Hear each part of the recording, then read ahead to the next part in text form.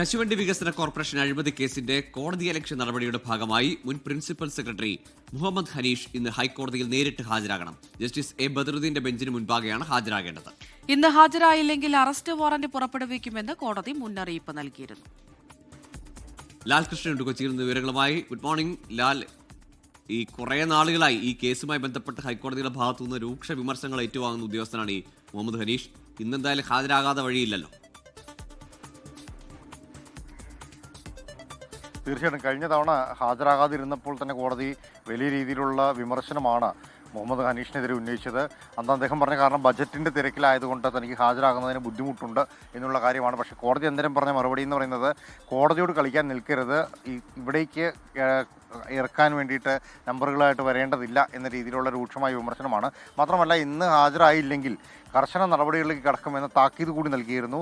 2005-2015 കാലഘട്ടത്തിൽ തോട്ടണ്ടി ഇറക്കുമതി ചെയ്തതുമായി ബന്ധപ്പെട്ടുകൊണ്ട് വലിയ രീതിയിലുള്ള അഴിമതി നടന്നിട്ടുണ്ട് എന്നതുമായി ബന്ധപ്പെട്ടുകൊണ്ടുള്ള കേസാണ് ഇത്. ഈ കേസിൽ CBI അന്വേഷണം ഏറ്റെടുത്തതിന് പിന്നാലെ അന്നത്തെ കശുവണ്ടി വികസന കോർപ്പറേഷൻ്റെ ചെയർമാനായിരുന്ന INDC ചെയർമാൻ കൂടിയായിരുന്ന ചന്ദ്രശേഖരനെയും അതോടൊപ്പം കോർപ്പറേഷൻ MDയെയും പ്രോസിക്യൂട്ട് ചെയ്യാനുള്ള അനുമതി തേടിക്കൊണ്ടാണ് അന്ന് തുടർ നടപടികളിലേക്ക് പോയത്. അന്ന് സർക്കാർ തന്നെ നേരിട്ട് ഇടപെട്ടുകൊണ്ട് ഈ വിഷയത്തിൽ പ്രോസിക്യൂഷൻ നടപടികളിലേക്ക് കടക്കേണ്ടതില്ല എന്ന് തീരുമാനിക്കുകയായിരുന്നു. പിന്നീട് ഹൈക്കോടതി ഈ വിഷയത്തിൽ പ്രോസിക്യൂഷൻ അനുമതി നൽകണം എന്ന നിർദ്ദേശം നൽകിയെങ്കിലും അത് അന്നത്തെ പ്രിൻസിപ്പൽ സെക്രട്ടറി ആയിരുന്ന മുഹമ്മദ് ഹനീഷ് നിഷേധിച്ചു. തുടർന്നാണ് കോടതി അലക്ഷ്യ നടപടികളിലേക്ക് പോയത്.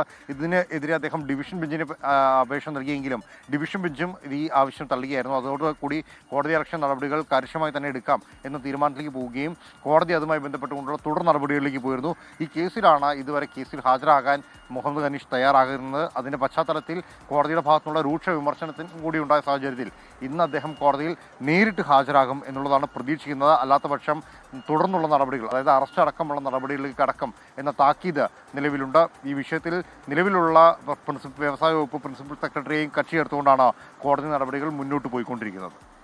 ശരി, ലാൽ കൃഷ്ണയാണ് കൊച്ചിയിൽ വിവരങ്ങൾ നൽകിയത്. ഇന്ന് എന്തായാലും മുഹമ്മദ് ഹനീഷ് ഹാജരാകണം എന്ന കാര്യത്തിൽ തർക്കമില്ല. കോടതിയുടെ ഭാഗത്തുനിന്ന് രൂക്ഷ വിമർശനം കഴിഞ്ഞ തവണ ഏറ്റുവാങ്ങിയതാണ്.